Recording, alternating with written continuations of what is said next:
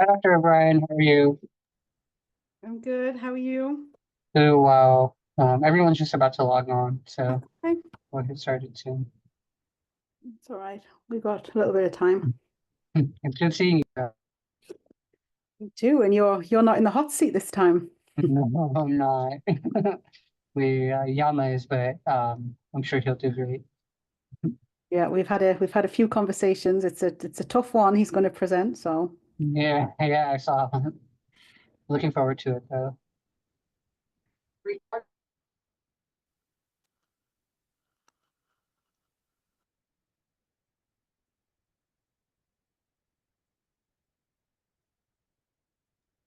Hey Louise, hello, how are you? I'm good. How are you doing? Good, thank you.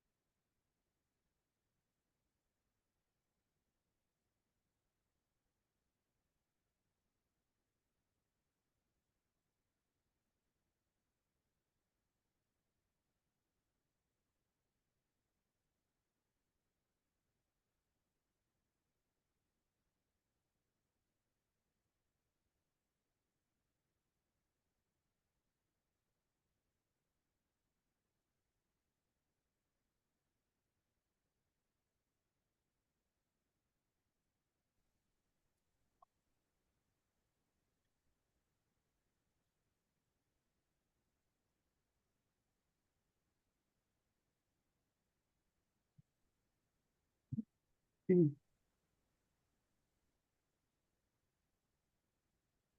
Yeah, I'm thinking that most of us are here, right?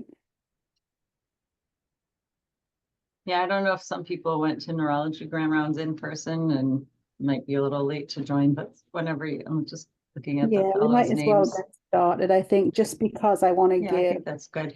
of time, for the journal club. So good afternoon, everybody. What I'll do for this session is I'll take maybe 12 or 13 minutes to go through some common study designs that you guys will come across when you're doing your journal clubs or reading the literature, and then I will hand it over to Dr. Jalal to do the journal club presentation. Okay, so I'm going to share my screen. Okay, hoping you can see that, and I'm going to sort of get rid of the camera just so if you have any questions, just shout out because I cannot see you. Yeah, All we can right, see it. so okay, great, thank you. So common study designs that you'll come across. I'm going to go through them sort of one by one, but key things that you really should think about when you're looking at your these articles is how did they select their population, right? What was their sample that they took it from? How was their population sampled? So did they base it on an exposure to something, or did they base it on an outcome like a disease status like sleep apnea, hypertension, So think about what is your exposure? What is your outcome? And then is there an element of time? Because some studies will have an element of time and some will not. Okay, so that's kind of an important consideration. So when we think about the easier study designs, we think about descriptive studies. So this is where the outcome and the exposure are the same point in time. So there's no time element in descriptive studies. And, these are quite useful actually for looking at associations between exposures and outcomes. They're kind of early stage ideas. HIV research started out this way. Most research starts out this way, just very descriptive. So some examples of that, a case reports or case series. So I think, it's pretty clear what the advantages are, right? It's a small sample. It's just a detailed description of a small group or even an N of one patient. They're very useful for hypothesis generation and really good for rare events, right? Because if you've seen a patient with, a really unusual thing, then you can report on that. You're not waiting to recruit a bunch of people that could take years if it's an unusual disease. Obviously very cheap, right? But of course, those advantages come with some disadvantages. So again, it's a small number of patients. You can't really extrapolate to the general population. And there's no control group, right? If you're just writing a case series, you've got the patients that you want. You're not comparing them to anybody else. So then the next step up from that, if you like, would be a cross-sectional study. So this is still descriptive, but you can, there's advantages to this because you can correlate your exposure and your outcome, right? If you have a cross-sectional study group, you can establish a strength of that association. And again, you can use this to develop your additional hypotheses. And I think cross-sectional studies are good because you can get clues to risk factors for disease, right? Which is what you need if you want to then go on and do like a randomized controlled trial. And they can be relatively cheap. So these can be, surveys that you can do. You can even, do a cross-sectional association and give out a home sleep test and a survey and look at, depending on what your outcome and your exposure is. But obviously, because it's, the same point in time, right? There's no time element to the cross-sectional studies. You cannot use them to determine which came first, right? So you can't look at causality. Obviously not good for rare events because you'd have to recruit a lot of patients to find rare events. And it may have some biases, right? So if people refuse to participate, you might have a skewed sample in your little group there. All right, so those are kind of the main considerations with descriptive studies. So moving on to analytic studies. So this is where your exposure and your outcome are measured at different time points. So this is where the element of time comes in. Okay, so the idea for many of these studies is to identify, the exposure that occurred before the outcome developed. Okay, so this is a good sort of an observational example. For instance, I mean, just remember, case control can be retrospective, right? Selection is based on the outcome of interest. So you go back in time, right? So your case control goes back in time. And this is observation. You're not doing anything. You're not following people forward in a case control. You're selecting people based on an outcome that you're interested in. And then you're going backwards to try and find out what that common exposure was. Okay, so case control are kind of back in time, if you like. So why is a case control study good? So it can study diseases that have long latencies, right? Because you can collect somebody now and look back 20 years, right? If that information is available. So it's efficient, right? It's relatively cheap. And this is actually the optimal design for rare diseases because you can get your rare outcomes now and then look back to see what was the common exposure. Okay, of course, because it's retrospective, you cannot calculate incidence. And this is important for some of the future things that we'll talk about when we get into more of the statistics. Incidence is different from prevalence, but you cannot use these case control studies to calculate incidence of disease because you've already picked people because they've got that outcome, right? So they are prone to biases, as many studies, can be. Not optimal for rare exposures because with the rare exposures, you want to collect the exposure first and follow people to see what happens, right? This is doing the opposite. It's getting the outcome and going backwards. So that therefore you cannot look at any temporal information. Okay, next one with the analytic studies is the cohort. So the cohort, think of this as a prospective study. Okay, so your participants are free of whatever outcome you're interested in at baseline at the time you recruit them. You're looking at their exposures. So what is this group exposed to? What is this group not exposed to? And then you follow them in time. And then that means you can maintain your temporality, right? So you can actually calculate the risk of getting your disease outcome based on their exposures. So this is good for rare exposure. So it's kind of the opposite to what we've just talked about. And you can calculate incidence here because you've got this element of time going forward. Okay. Because you've selected your participants early and you follow them, you probably will have pretty good control for what you're measuring. Okay, you can decide what you need to measure at the beginning. You're not just tied by what somebody, what information you have access to in the case control when you look backwards in time. So this is a good study for looking at kind of natural history of diseases or what happens in the future if somebody is exposed to a disease at this time now. Of course, the disadvantages that come with this is it's inefficient for rare diseases. People are on study for a long time, potentially, depending on what you're looking at. And you have to really think at the beginning of this study, what are you going to measure? Because you have the opportunity now to measure whatever you want within reason, but make sure you're getting, the right variables that are going to help you in your analysis down the line. But of course, that comes with a price, right? So these are expensive, they're resource heavy, They do cost a lot of money, not just to enroll people, but to have the labor to do that, right? But these are good studies to do. And then we move into sort of the experimental studies, which is the clinical trial. And this is, I think, what many of you are interested in. And there is a definition actually of a clinical trial. So this is the NIH definition. And you have to basically answer yes to these 4 questions. So you can see them here. Does the study involve humans? If it's no, it's not a clinical trial. If it's yes, are they prospectively assigned to an intervention? If the answer is no, it is not a clinical trial. Okay, so if you're assigning to an intervention, yes, move on to the next question. Is the study designed to evaluate the effect of the intervention on the participant? If the answer is yes, is that effect being evaluated a health-related biomedical or behavioral outcome? If the answer is yes, then you have a clinical trial. So you have to have those 4 components together to have a defined clinical trial. And that is usually the RCT, the randomized control trial. This is like the gold standard study design. Okay, you can look at causality, you remove your biases because you have your patients here. You randomize, like with the flip of a coin or the roll of a dice, into who receives the treatment, who receives the placebo, and then you follow them for their outcomes.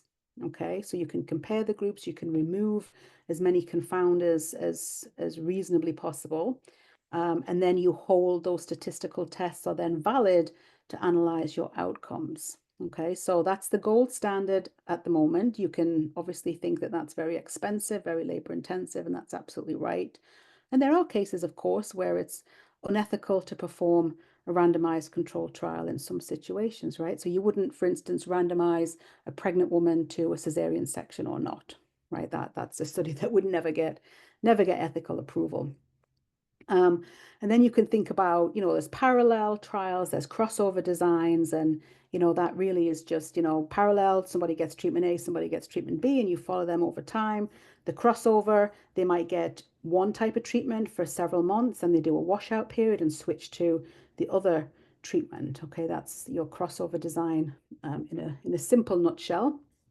And then many of you may have heard about pragmatic trials. So pragmatic trials are like a randomized controlled trial. So that's an RCT is like an explanatory trial. But the difference is they're conducted in like a real world setting. So I think, many of you could recognize that there are disadvantages with standard RCTs, right? You're looking at efficacy, you're looking at ideal conditions, you've got very strict inclusion, exclusion criteria. People are coming back for study visits, for various, things to be measured. Whereas a pragmatic trial is more of like a real world, right? It's evaluating the effectiveness in routine care. That's a nice little sort of diagram there to kind of highlight that. And really just this, it's more complicated than this, but this is more of a comparison between your traditional clinical RCT and your pragmatic trial. You can see here that it's more open to lots of different people. The inclusion exclusion criteria are more lax. The interventions are more like standard of care, real world, following people what they really do, not what they're assigned to do, and tightly controlled. In a typical trial, they often focus on multiple outcomes that patients seem important, and the follow-up is really aligned with standard of care rather than like these, weekly or monthly study visits that a typical trial would have. So pros and cons, of course, to all of these, but I think a lot of studies tend to move a little bit more in this pragmatic sort of trial direction nowadays. And then really just to summarize, like if I showed you this this diagram here, you can really see that this is how all the studies come together to ultimately change, hopefully, clinical practice, right? So you might start off with your basic science work, then move into case reports or case series, case control studies, then cohort studies, and then maybe, you get so many answers at this point that now we're ready to do a randomized controlled trial. We've got enough evidence that we think, drug X or treatment X should work. And then multiple people do different trials, and then you can put them in a meta-analysis or a systematic review.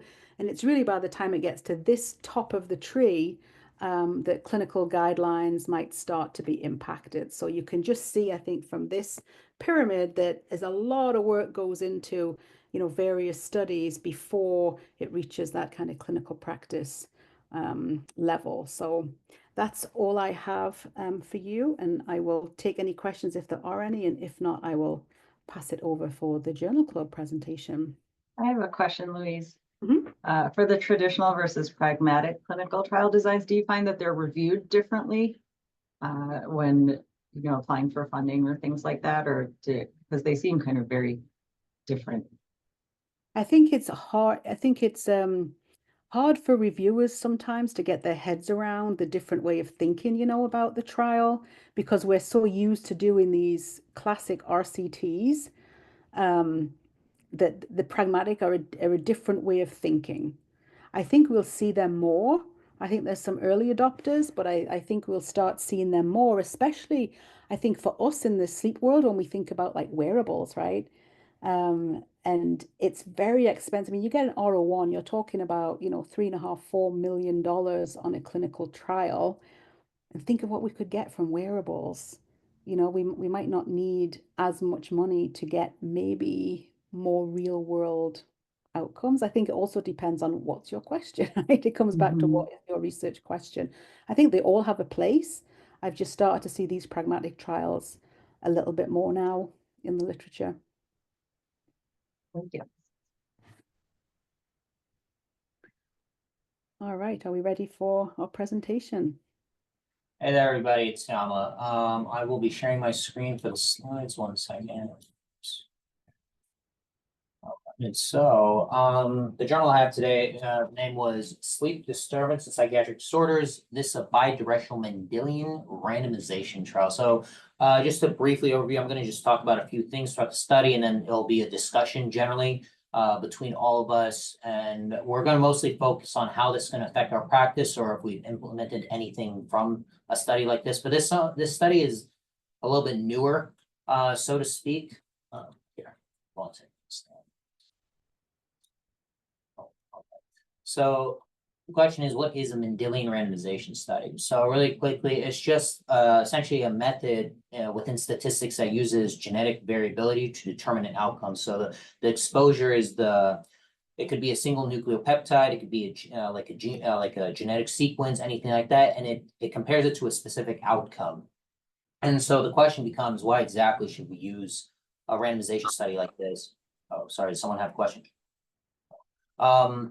So the question is, why exactly do we have to use a study like this? Now, without looking at, the following answers, does anyone have any idea like what the advantages this would, a study like this would have, or how they can see it being very useful in the future or anything like that? Any thoughts about it?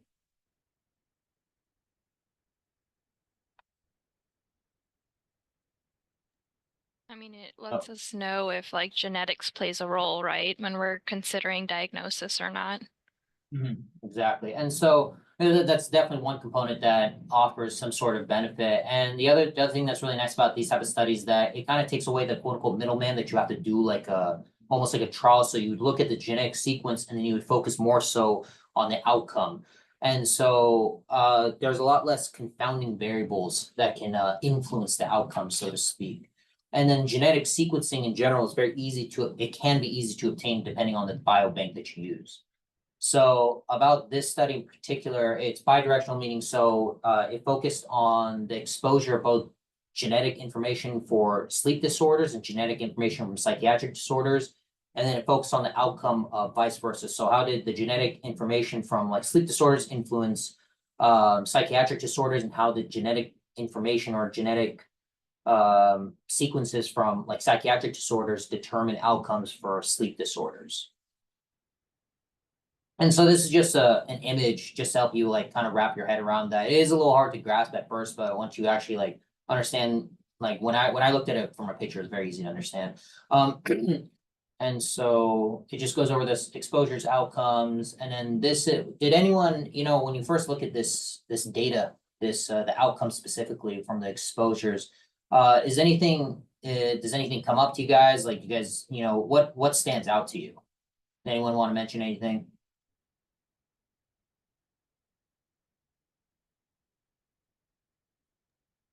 And insomnia. I'm sorry? Um, The insomnia portion. right. So one thing to keep in mind is that a lot of times with any study, we have to look at the p-value that they set. And so within this study, they actually, what they said is that in order to be, sorry, I just pulled this up, statistically significant, an observed p-value of less than 0.0024 has to be like the value that the p-value is specifically at. Now, a lot of times whenever we look at this confidence interval from statistics, commonly what we focus on is whether or not that range crosses 1, and automatically a lot of times we just think it's statistically insignificant. But a couple things I just wanted to point out from this study was that the genetic information that they got from like the amount of people, so to speak, that they got this information from, the population was huge. So does anyone think that population influences the p-value or the confidence interval at all?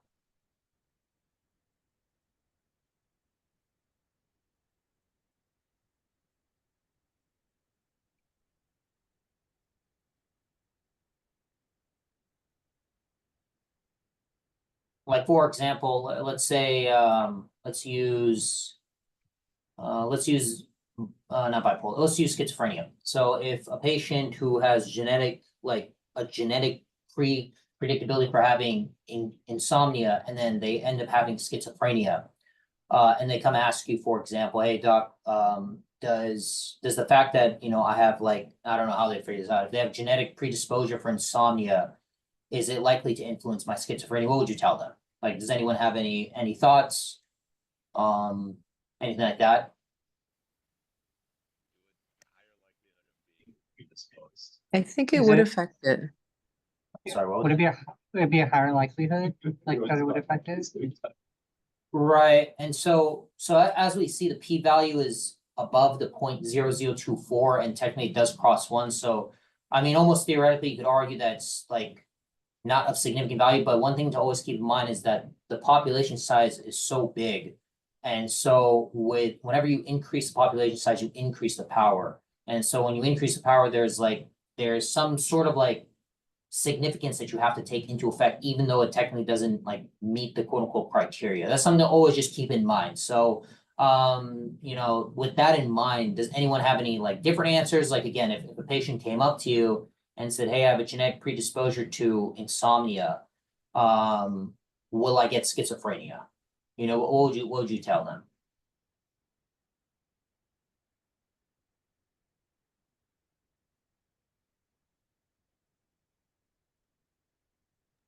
There's always a It's possibility. there, but the odd ratio is 1.08. So it's closer to the 1. So there is a risk, but it's not as good as your ADHD risk. Right. No, and of course, and that's perfect. So that's how a lot of, like, for example, this Mendelian randomization trial, or this journal, I should say, that's a lot of what it kind of points at, that even though technically it doesn't meet a certain p-value criteria, there's still some evidence to support the idea. And then we'll go up to the next slide, which. Yeah, I'm has- sorry, I might have missed it. Did you describe like kind of the background and methods before you got in? I see we're looking at the results now, but and I apologize, I'm a little bit distracted here. Did you explain the kind of the premise of this study and some of the methods behind it? Yeah, so like a roadmap of, so this picture right here is kind of a roadmap of study. So essentially the idea is that you have like some sort of genetic predisposure to a certain like disease, like for example, insomnia, like a sleep duration issue, or these are the 3 primary sleep disorders they mostly focused on. And then what they did is that they measured the outcome of, that population, whether or not, the likely predisposition that they would get ADHD, PTSD, schizophrenia. And so that's how they essentially measured it. And they used these sensitivity analyses, this is called an instrumental variable weighted method. It's essentially an analysis it's a statistical analysis that how they would measure the exposure to the outcome. And they would there's an entire like genetic bank from both the UK Biobank and from it's called the Psychiatric Genetic Consortium that they were able to get this information from. Yeah, thanks. So what are the SNPs then? Can you explain a little bit of what the SNPs are? The various SNPs for the Yeah, no different, worries. So the SNP stands for a single nucleopeptide. That was essentially, it's like a genetic code that would lead you to that specific exposure. So, you know, any of these like genetic nuclear codes right here would lead you to a specific exposure, and then they would measure the outcome that way. So, and then it would do the same exact thing with the exposure for like a psychiatric disorder that they measure. yeah, right. Got that. So what are the specific SNPs that ended up, you know, being used in this particular study? The specific SNPs that were used, you know, oh, the study mentioned that. Think once. I don't remember the specific genetic code that they used. I know there is like a confounding variable, like a biobank almost that they like attach to, like a reference bank. I didn't look at the exact specific coding that would lead to that exposure. Okay, thanks. That's All right, and so then there's also, from this data over here, from this data sheet, can anyone want to comment? Anything like that? Now we're focusing on essentially a single nucleopeptide or single nucleopolymorphism, I should say, I'm sorry, of a genetic sequencing that would lead to, like, for example, or that would code for ADHD, bipolar, MDD, and then it would measure the outcomes of insomnia, chronotype, and sleep duration. Does anyone want to comment? Any thoughts? Looks like there's a higher association with MDD, like major depressive disorder. Mm-hmm. And with which specific outcome? Is it insomnia? Yeah. Very good. So yeah, I mean, you know, clinically, did anyone already have like a suspicion of this? Like, for example, if someone who comes in with depression and they ask you, you know, do I have an increased likelihood to get insomnia, or are you thinking of insomnia? Almost like not a framing bias, but almost like, is that what you're thinking of if they say I can't get sleep? Like, is anyone already thinking of insomnia whenever you have a patient that says I have like depression, like they're diagnosed with major depressive disorder? I mean, yeah, we see a lot of patients who already have depression who come in with like sleep, like And- insomnia. So yes. Right. And so then has anyone ever come across a patient where they say, like, for example, you know, if they have depression, I guess some of the other attendings could also comment on this, given how, you know, their previous patient experience as well, is that, have you ever come across a patient where if they have major depressive disorder, they ask you what's the likelihood I'll get insomnia, or, you know, will my insomnia get worse, better? Will I ever have insomnia? Has anyone ever come across like a situation like that, or a patient has, you know, asked that question?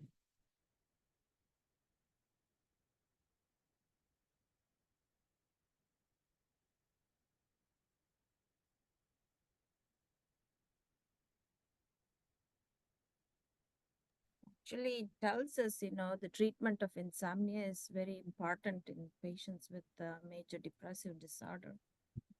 That's what, I mean, I get from here.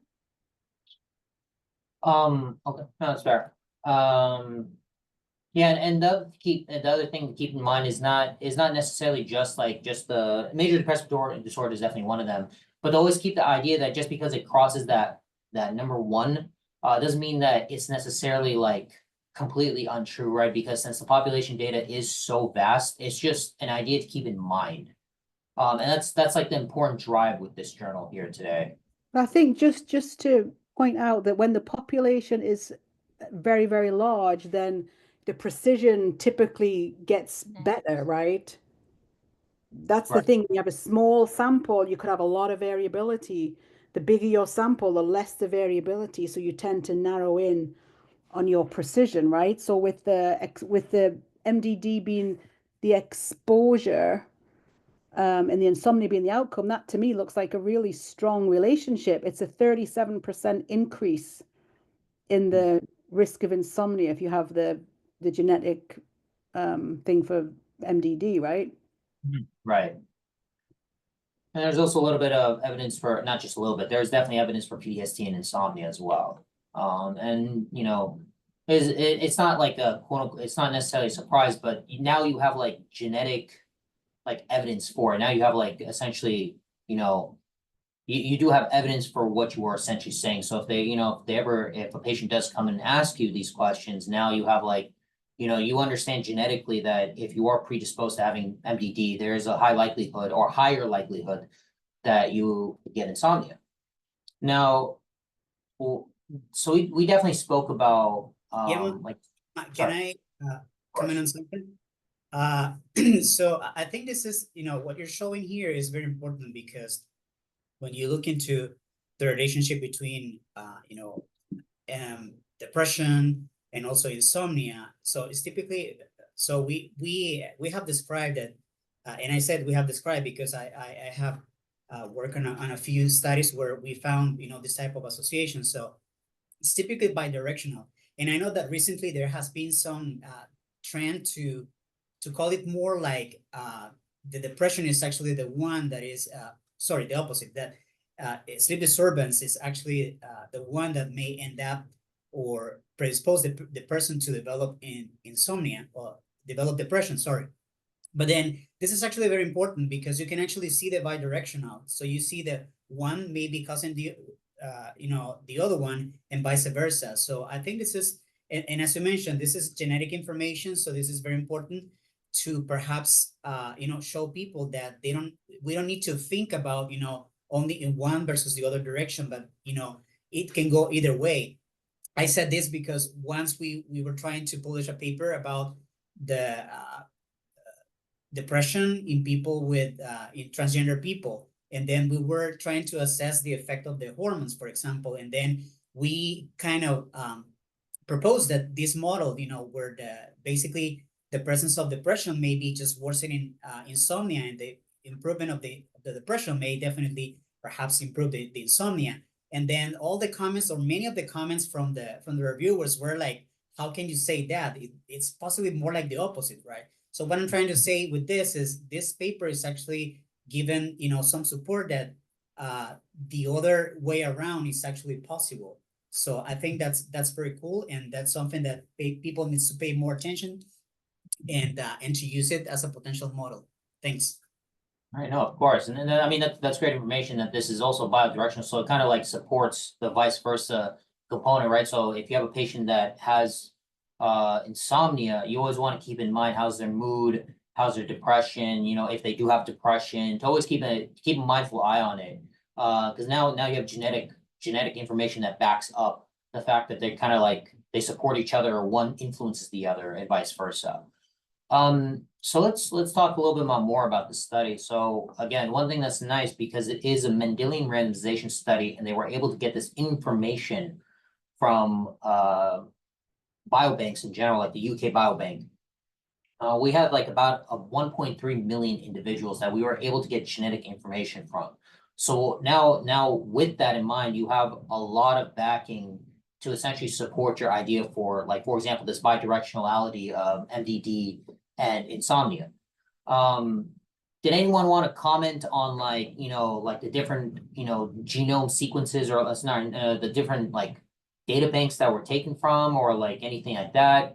Did anyone have any questions? And this will actually lead us to our like strengths and weaknesses of these studies, because something is very important about these specific biobanks, or these sequence banks. It was like skewed towards, I think, like European population, if I'm not mistaken. Right. And so, yeah, exactly. So in the UK Biobank, like, for example, when I was looking up like the genetic information from that, a lot of like the majority of the participants in that study were between the ages of 40 to 65. They were mostly Caucasian European descent females. And so it's just something to keep in mind, because that can essentially, the idea is that whenever you see this genetic information, you always want to see how much you can actually apply to your patients. Now, with that, for example, now that you know that, for example, the UK Biobank, with this kind of more concentrated, genome sequences from a European population, how will that affect your patient practice or your patient interactions? Anyone want to make a comment about that, or?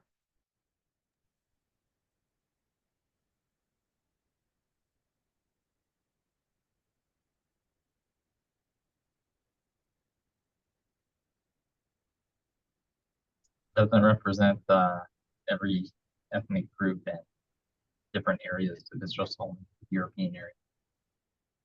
Right, and so because, you know, that these biobanks or these genome sequence banks, they do tend to have a little bit more skewed information or skewed genome sequences from like very specific populations.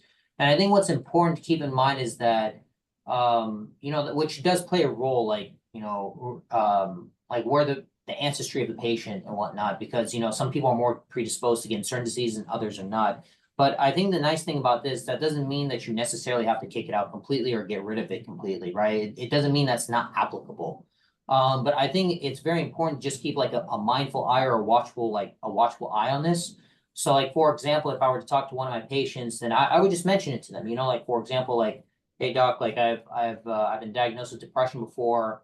Right now, even though I have like the suspected sleep apnea, and I still wake up in the middle of the night, what's the chance I have insomnia? Then, you know, you could provide evidence saying that, you know, like according to like a journal that I recently read, though it was more so concentrated from like genetic sequencing from like European descent, doesn't necessarily, I mean, it showed this, but it doesn't mean that it won't apply to you, right?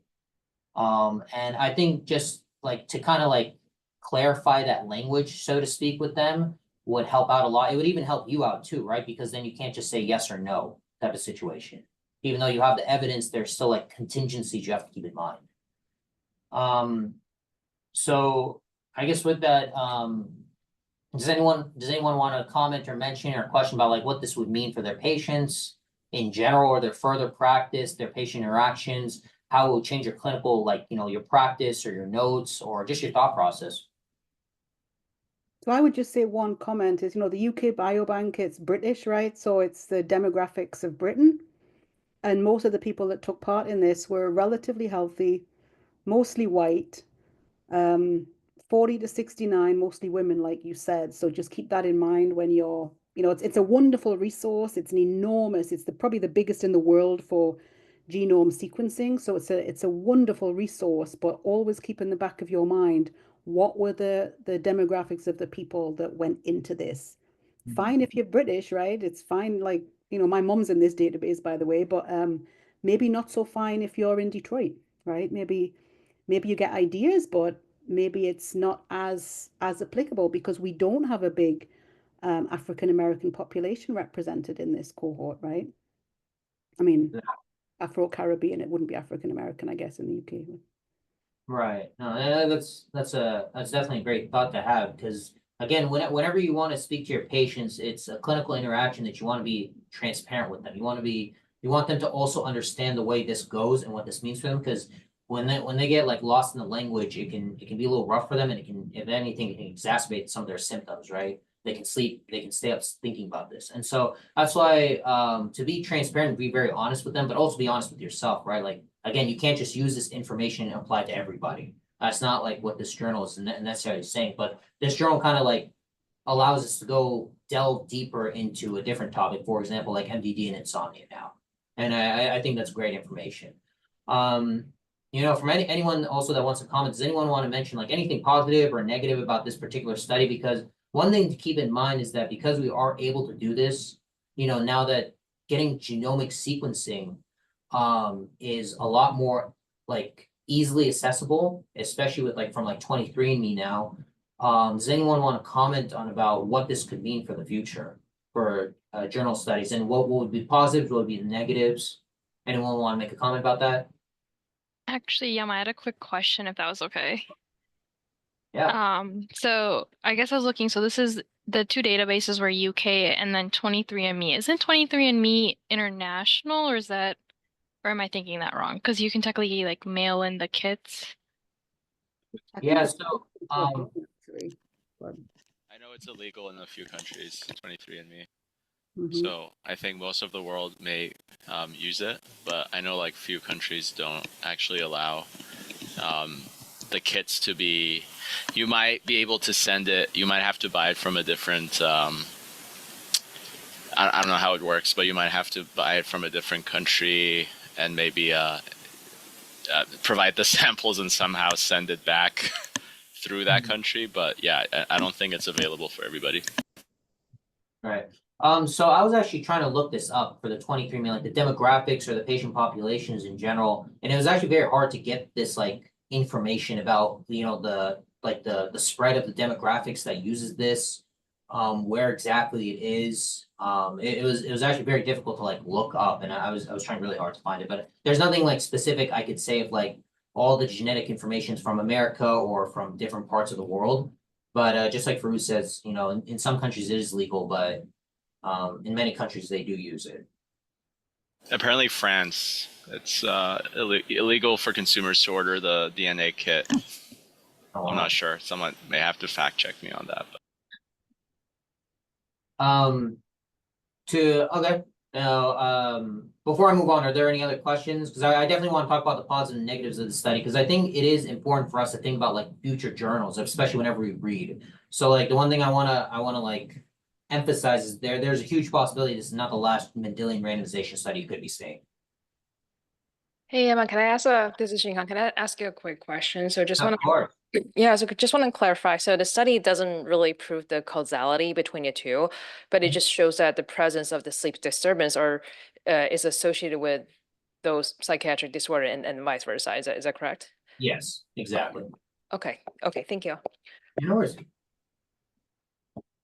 So does anyone want to mention like what would be positive about the study? Like, for example, if you were to do a study like this, what would be like a positive of using a study like this?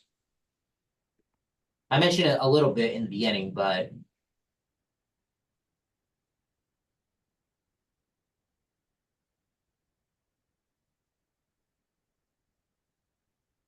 okay, so I can lead off with a few. So one thing that's pretty positive about this, like a good thing about using a study like this is that essentially besides not using the quote unquote like a middleman, so to speak, right? You would get the genetic information, then you would look at the outcome, so to speak. The other thing about this is it's very readily available. So any type of study you wanted to do, it'd be very easy to get your hands on the, not easy to get your hands on genetic information, but the genetic information is there, is what I'm saying, it's already collected. And the other nice thing about that, because it is genetic information and these biobanks are so big, your population size can be huge. And that way it would, you know, provide more power for your study or for whatever theory you want to test. And then the third thing that's also something to keep in mind, with the exception of epigenetics, because epigenetics just essentially means that some of your genome sequences can change due to environmental factors, or, you know, for example, growing up. One thing that's positive about the study, it really takes out a lot of those confounding factors. So for example, there's not a lot that you can say like would essentially, because it is genetic information that would lead to an outcome. It doesn't like a lot of confounding factors don't have to be like accounted for essentially. Does anyone want to talk about any of the negatives of the study? And anyone see any problems with the study? It actually mentioned the cumulative data, meaning over a lifetime, in which some people might say that kind of a big factor in if you had depression like one time in your life, let's say 20 years ago, that looked like a big concern. Because like I could see that as a negative of the study. Oh, to say like a remote episode of depression or like being diagnosed? Yeah, since it's a cumulative effect. That's fair. Because Anyone have, I mentioned also briefly too, but anyone want to like delve deeper into the negatives of the study? Anything they can see like wrong with it or in the future of it? Well, I have a question and you can just not answer if you covered it. I'm sorry I was late. I was finishing up with our guest speaker for neurology grand rounds. But, you know, this is the question I have. I mean, if we're thinking about possible causation, which of course is always the most interesting to us and always the hardest to prove, like, what do people think about mechanisms, and why would some you know, any specific sleep disturbance have relationship to psychiatric disorders that are so disparate, and vice versa. I mean, what are potential underlying mechanisms that could link such disparate things? That's a good question. I guess the more so the question would be, like, I guess your question more so revolves around like the analysis or the primary analyses. To be honest, I can't think of like why the two would be somewhat interrelated. I can understand. Sorry, I gotta say something. Well, I didn't necessarily mean that you need to shoulder the burden of the answer to that question. I was asking the whole group. Oh, too. okay. You know, including our colleagues who are in the Department of Psychiatry. You know, if you know, because I doubt this is the only time that this has come up, but it does make me wonder. And I think of, for example, schizophrenia as being very different from MDD and PTSD. You know, so different that you know, when I hear that something is possibly a causal risk factor for all of those lumped in the same basket, it just makes me wonder, how does it happen? I think being not sleeping is a stressor. And from my limited experience in the psych world, I know there was a study, I think, that looked at Jamaicans that left Jamaica, the island, and lived in I think it was either London or New York City, and being in the metropolitan area, actually they had a higher incidence of psychiatric episodes.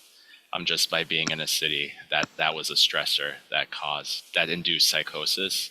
And then there's also a link between, substance abuse and inducing psychosis. So I think maybe the insomnia itself is, if we look at it as a stressor, might be helpful. Like not getting sleep stresses us out, maybe in the same ways that living in a busy city or I guess doing drugs does, but that's just my very limited understanding of it. Yeah, or maybe insomnia is a marker for stress, and stress in turn somehow is a predisposing factor for all these other things. I don't know. Yeah, it's a good point. I could add something to what Farouz said. There's a study I saw like a long time ago too, back in like, where apparently it's vice versa. That when people went out suburbs with more greenery, they had less stress, less anxiety. So there may be something in relation to the environment and the stressing that includes the stress. And they're probably getting better sleep in the suburbs, less noise pollution. I accept that, and those are all good hypotheses. It's just, how do we lump? First you talked about PTSD, and then Isaac, you're talking about anxiety. But here we have ADHD, MDD, PTSD. I guess stress could be, and insomnia that goes with it, that those are all related to all the above. But I'm interested what everybody thinks of how that such a disparate. I mean, lumping all of psychiatry into one basket is what I'm asking about. And I would like to hear what the people who spend more of their lives than I do in psychiatry think about that. It would be as if I said a sleep disorder is a risk factor for any neurological condition. So I'm going to ask Deirdre or Todd or anyone else I'm not seeing on here, especially what your thoughts are about this. All right, I'll die on the sword first. I mean, this is such a huge question. I don't even know where to begin. I don't think we can come up with an answer today, but some of the things that are just coming to my mind are similar neurotransmitters that are common to them, alterations in neurotransmitters, alterations in, I mean, I think there's a circadian component. We probably can't overlook light, the influences of light, but then general commonalities in the biopsychosocial structure of all of these disorders. I think one thing we also have to keep in mind is these studies are using like genetic variation as a proxy for an exposure, right? And they're not digging any deeper into that. Yeah, and just to be clear that these are genetics, like the person has to have a personal history or a family history of whatever the disorder is. I mean, they're these genetic, well, you can answer that one, Hema, but these are got from those genome-wide association studies, right? So I think, you know, there are lots of questions that can be asked. I have lots of questions about these types of studies. So to the best of my knowledge, it seems like this genetic information was not like a family history. It's like essentially a genetic component that would like essentially predispose you to having like one of these diseases. That was the best of my understanding, because with the study, not whether it's unfortunate or fortunate, is that they had a bunch of references that was really hard to like construe through. But essentially the idea is that the way they laid it out was that they were like genetic sequences that would essentially predispose you to having these diseases, and then they measured the outcome. I see. Thank you. Yeah, I don't have anything too great to add other than to say that, you know, the way I always think about it is relates to, first of all, insomnia is a hugely heterogeneous disorder, right? Like you could have trouble falling asleep, you can have trouble staying asleep, you can have people who sleep normal amounts, not normal amounts. So it's not very well defined in this. In general, there's lots of different heterogeneity, but I think there are, you know, overlapping brain regions that affect insomnia and mood. So that's one potential pathway. In the development of substance use disorders, I think of it either as some sort of direct relationship between sleep and substance use disorders, or some indirect pathway, like through, again, the direct impact that lack of sleep or insomnia, broadly speaking, has on mood or on decision making, like cognitive related functions that can lead to poor judgment, poor decision making, that can lead to choosing substance use disorders. That's what I think in the context of substance use disorders. I can't think of a unifying mechanism that links insomnia to a whole bunch of different mental health disorders, but it's complex. Dr. Shervin, sir, I guess just to add on also from Dr. Connor and Dr. Arnett, but I think also another component of, like, for example, being genetically predisposed, like insomnia or MDD, for example, I think there's also a lot of hormonal changes that happen too. Like, for example, people who are more stressed, more depressed, you know, I can imagine that cortisol levels are usually elevated, and, you know what I'm saying, that would keep them in like a state of, like, I don't know, staying up, or like being predisposed to being an insomniac because they're constantly stressed, they're always on the alert, they have like inflammatory markers that are probably elevated. And this is my best guess.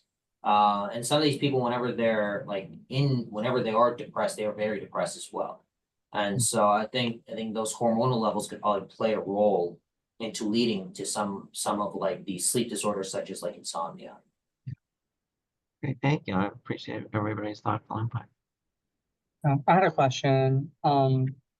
Does the genetic variant like manifest in different ways for certain groups? So I think I mentioned like something about the pleiotropic effects in different ethnic groups. So I'm wondering how that like limited the study, if like maybe someone's depression or something wasn't as severe, and how that would impact their insomnia.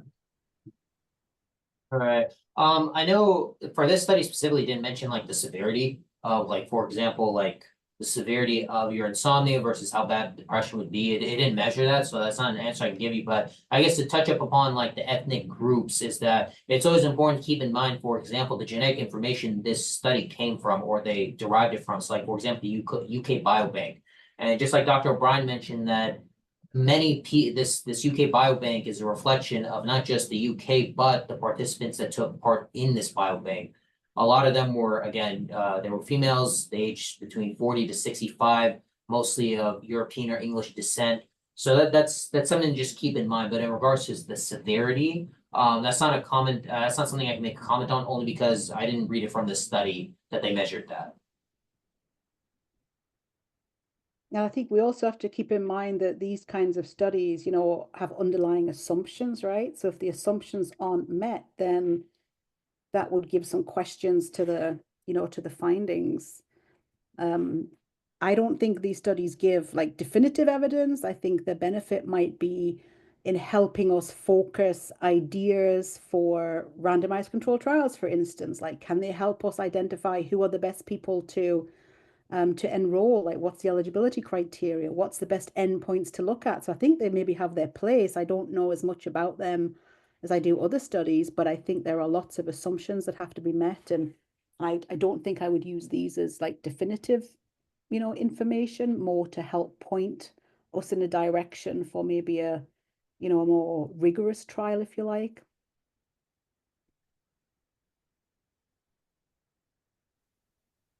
I mean, I guess rigorous might not have been the best word choice given that this is genomics, but it's data in, data out, right? You're only as good as your data that you've put into your analysis. And if you've had no control over that, because I don't know what the assumptions were from these two different databases, right?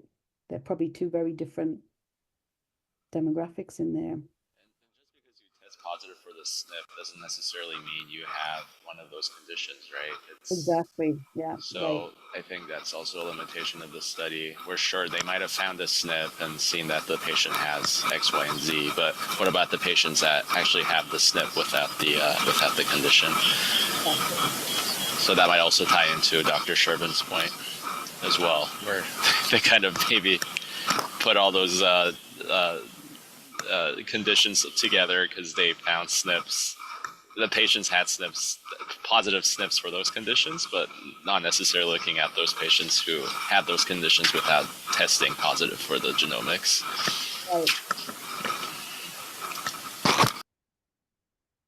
Just a side note, I don't know if I can take the floor for just a second. Yeah. So Adam, I just wanted to thank you. It was a great presentation.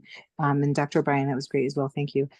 This, I don't really expect you to answer this, and I was just kind of curious more than anything else, but I was wondering if there is something going on at U of M, that there's been projects or research to show that, you know, certain people, like we know that certain patients with certain diseases are more prone to having sleep disordered breathing, whether it's like obstructive sleep apnea, central sleep apnea, or hypoventilation. But I'm just curious to know if they've worked with the molecular department to see if there's been like some correlation with things that we don't know, right? For example, if certain people with certain genes are more likely, you know, things that are more rare, like are they more likely to develop these types of disorders in the future? Like, is there some way we can possibly collaborate with them to see if maybe there's kind of like a screening process to have these people possibly be referred to us in the future or something like that? Just kind of thinking like, how is it that we can capture these individuals that are higher risk based on chart review or based on the research that we do have currently, so that we can possibly funnel them in to, you know, be seen by us before, you know, they have to suffer with these things for years without actually knowing or without someone picking them up.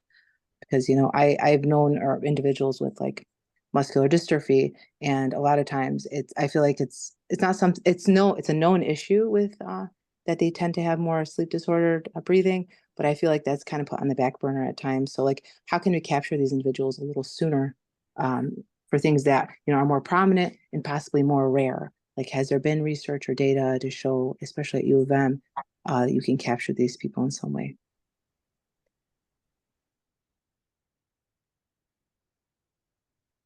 And I mean, I guess in regards to molecular research, I have absolutely no idea. But it is a good question that how can we use that data to like essentially help our patients like almost like ahead of time. I think that'd be a great idea actually. But I don't know about any like specific research. Don't you think that it's not that far off that that as soon as you're born, everyone's going to have whole genome sequencing, and then a big AI is going to go look at it and spit out your percentage chances for having all the diseases you never wanted to know or worry about, and then you'll have the option of you or your doctor of looking at that and then taking up preventive measures for the higher risk ones? I mean, don't you think that's where it's gonna go? Yeah, I think it's already nearly there, actually. Yeah, I have I- to agree. I'm seeing that more and more, especially because I know people within the AI world, and that's something that is becoming a little bit more prevalent for sure. Yeah, there's a company called Nebula that does whole genome sequencing, where you could actually just do exactly what you said. So they do it already, and it's probably not covered by insurance, but the price is going down like as we speak almost, right? Yeah, it's not that expensive to do whole genome sequencing. I think it's between $300 to $500. Oh. You just have to be able to interpret your own data. I don't think it's like 23andMe where it interprets it for you, but for people who know what they're doing, you can definitely just have like your whole genome sequenced. I know there's a little bit of controversy behind that too, just like 23andMe when they like fired all their entire board, because apparently it's like gonna go private or something, and the whole idea is that with all that genetic information, the scare is that they're gonna sell it to insurance companies, so insurance companies can either charge you ahead of time or deny you completely. And so I think that's like the one big controversy behind that. I've also heard of this idea where like you can know your genetic sequence or your baby's genetic sequence while they're still in the womb, and theoretically, if you really wanted to change it, there's this idea that, they wanted to do it, like there's, some people that are researching about that. But this is like far beyond this scope right now, but we're talking about genetics, so. Yeah, but I think just to say that in the UK, they've been doing genomic sequencing for the last 5 years for every child that gets admitted to the ICU. Oh, wow. That's part of just clinical care. Very interesting. No insurance company is required, right? So it's a little different. So the whole country does it. It's a national thing.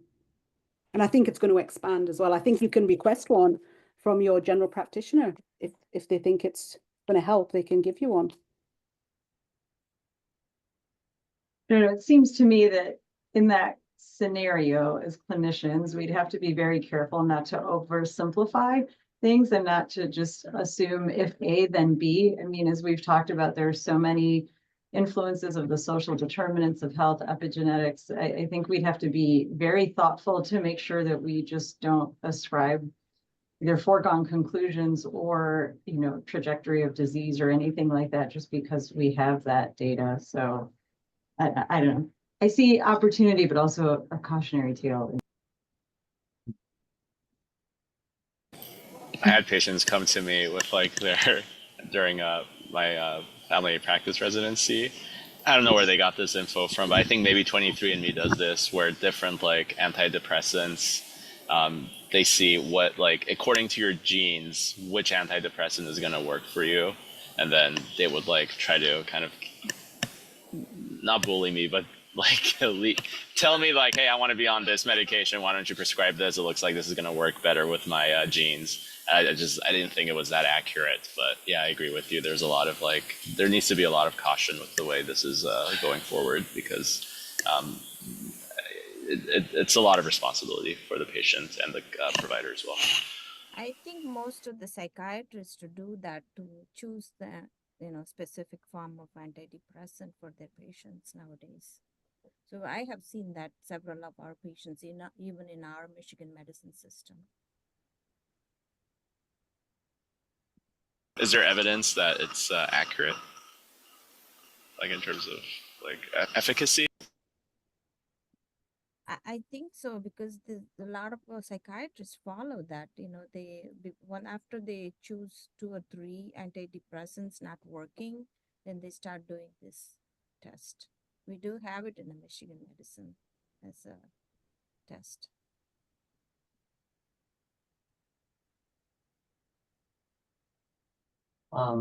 Any last minute questions, concerns, complaints, comments? No, and I will.